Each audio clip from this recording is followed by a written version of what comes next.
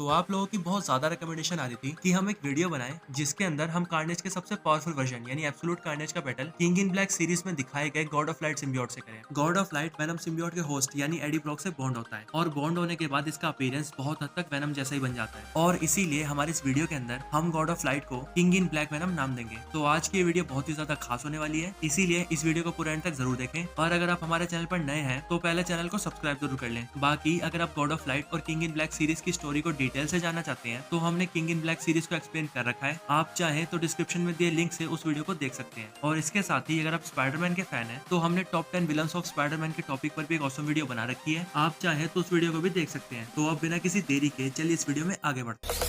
Zombie apocalypse.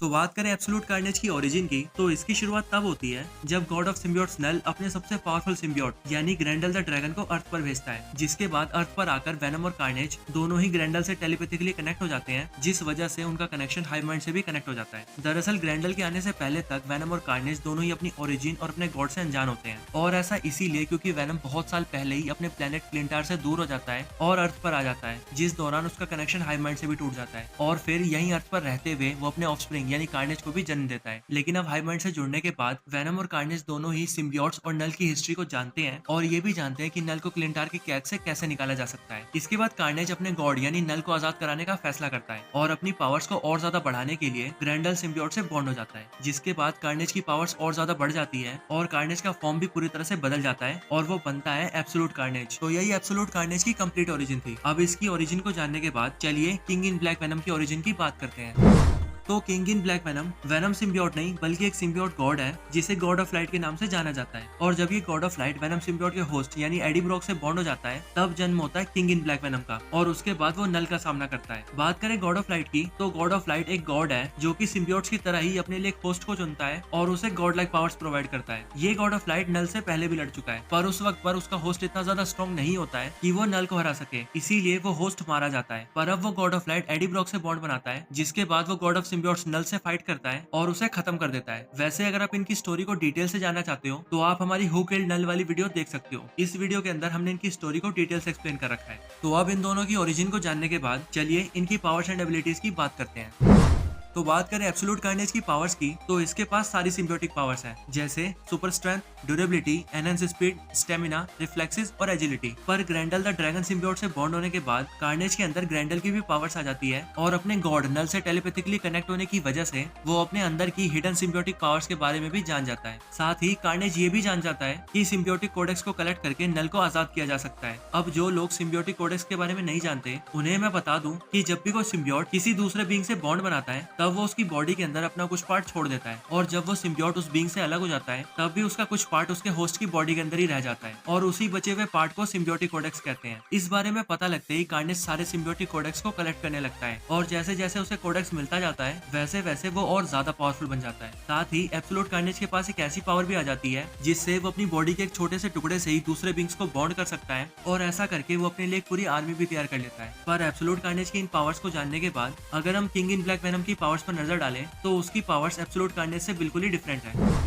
तो king in black venom की powers की बात करें तो इसके पास भी सारी सिम्बियोटिक पावर्स हैं, यानी super strength, durability, enhance speed, agility, reflexes और स्टेमिना। पर एक बार गॉड ऑफ लाइट से बॉन्ड होने के बाद इसकी पावर्स सुपर लेवल तक एनहांस हो जाती है और इसे कुछ कमाल की पावर्स का एक्सेस मिल जाता है। एडी ब्रॉक जिस गॉड ऑफ लाइट से बॉन्ड होता है उसे कैप्टन यूनिवर्स के नाम से भी जाना जाता है, और कैप्टन यूनिवर्स नाम का ये एनिग्मा फोर्स एक ऐसी सिम्बियोटिक एनर्जी है जो कि अपने होस्ट को फ्लाई करने और एक्सट्रीम हीट टेम्परेचर झेलने के कैपेबल बना देती है। साथ ही इसका होस्ट ऑब्जेक्ट्स की शेप को चेंज कर सकता है, ग्रेविटॉन्स के फ्लो को डाइवर्ट कर सकता है, मैटर को एटॉमिक लेवल तक चेंज कर सकता है और एनर्जी की फॉर्म को भी चेंज कर सकता है। किंग इन ब्लैक वेनम यूनिविजन नाम की एक कॉस्मिक कॉन्शियसनेस को भी प्रोसेस करता है, जिससे वो किसी भी चीज को सब एटॉमिक लेवल तक सेंस कर सकता है, और इनके अलावा ये मैटर मैनिपुलेशन और एनर्जी मैनिपुलेशन भी कर सकता है।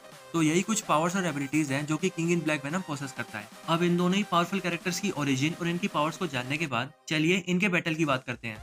तो अब क्योंकि कॉमिक्स के अंदर इन दोनों पावरफुल कैरेक्टर्स का बैटल नहीं हुआ है, इसीलिए हम यहाँ इनके बैटल के विनर को इनकी पावर लेवल्स और इनके मेजर इवेंट्स को एनालाइज करने के बाद ही जान पाएंगे। तो पहले बात करते हैं एब्सोल्यूट कार्नेज की। तो कार्नेज का एब्सोल्यूट कार्नेज वर्जन उसका अब तक का सबसे पावरफुल वर्जन है और ये काफी ज्यादा पावर्स को पोसेस करता है। अगर बात करें एब्सोल्यूट कार्नेज की फीट्स की, तो कार्नेज का ये version venom, Spiderman, fantastic four और एवेंजर्स की टीम पर अकेले ही भारी पड़ गया था। साथ ही इसने वेनम और हल्क के डेडली कॉम्बिनेशन यानी वेनमाइज्ड हल्क को भी डिफीट कर दिया था। और इन सब के अलावा इस पावरफुल सिम्बियोट ने अपने लिए एक सिम्बियोट आर्मी को भी क्रिएट कर लिया था। और जैसे जैसे इसे सिम्बियोटिक कोडेक्स मिलता गया, ये उसके बाद और भी ज्यादा पावरफुल बन गया था। और इसके बाद ज्यादा सिम्बियोटिक कोडेक्स की तलाश में इसने वेनम सिम्बियोट को भी अपने अंदर अब्सॉर्ब कर लिया था। पर यहाँ एक फन फैक्ट ये है कि इतने ज्यादा कोडेक्स को कलेक्ट करने और इतनी ज्यादा पावर्स होने के बाद भी एब्सोल्यूट कार्नेज एडी ब्रॉक से डिफीट हो गया था। वैसे अगर आप ये जानना चाहते हो कि कार्नेज के इतना ज्यादा पावरफुल होने के बाद भी एडी ब्रॉक ने उसे कैसे डिफीट कर दिया था, तो आप मुझे कमेंट करके बता सकते हो। अगर इस वीडियो पर अच्छा रिस्पॉन्स आता है तो हम एब्सोल्यूट कार्नेज के ऊपर एक डिटेल वीडियो लाएंगे,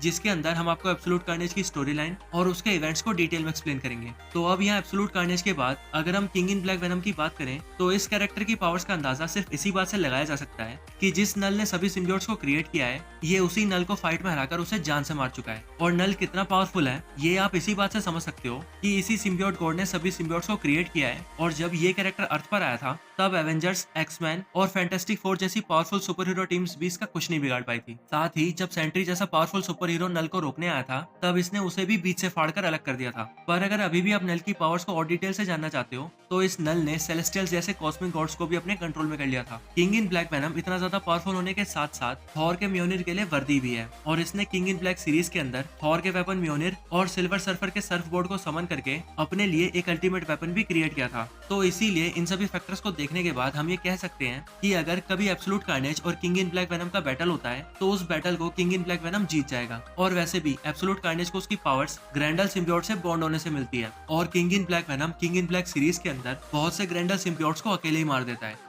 तो बस आज की इस वीडियो में इतना ही। आपको ये बैटल वीडियो कैसी लगी मुझे कमेंट करके जरूर बताएं। साथ ही अगर आप एब्सोल्यूट कार्नेज पर वीडियो देखना चाहते हैं, तो आप मुझे वो भी कमेंट करके बता सकते हैं। अगर इस वीडियो पर रिस्पॉन्स अच्छा आएगा तो हम वो वीडियो भी जरूर बनाएंगे। इसके अलावा अगर आप गॉड ऑफ सिम्बियोट्स नल के बारे में जानना चाहते हैं, तो हमने उसके ऊपर भी एक डिटेल वीडियो बना रखी है। और अगर आप किंग इन ब्लैक सीरीज को देखना चाहते हैं, तो हमने हु किल्ड नल वाली वीडियो के अंदर उसे डिटेल से कवर कर रखा है। और इन सब के अलावा अगर आप स्पाइडरमैन के फैन है, तो हमने टॉप 10 विलन्स ऑफ स्पाइडरमैन के टॉपिक पर भी एक वीडियो बना रखी है। आप चाहें तो उस वीडियो को भी चेकआउट कर सकते हैं। तो इस वीडियो को यहीं पर एंड करते हैं। अगर ये वीडियो अच्छी लगी हो तो इसे लाइक जरूर करें, और चैनल पर नए हो तो सब्सक्राइब भी जरूर करें। मैं आपसे मिलता हूँ ऐसी किसी और बेहतरीन वीडियो में। तब तक के लिए गुड बाय।